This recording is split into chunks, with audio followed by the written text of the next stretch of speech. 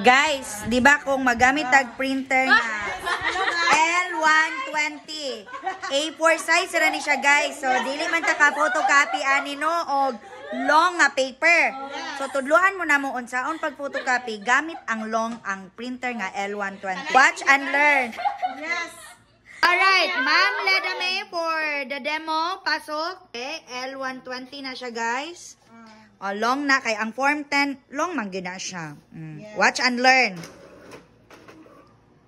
Op, ayan na. Ayan na. Ayan na.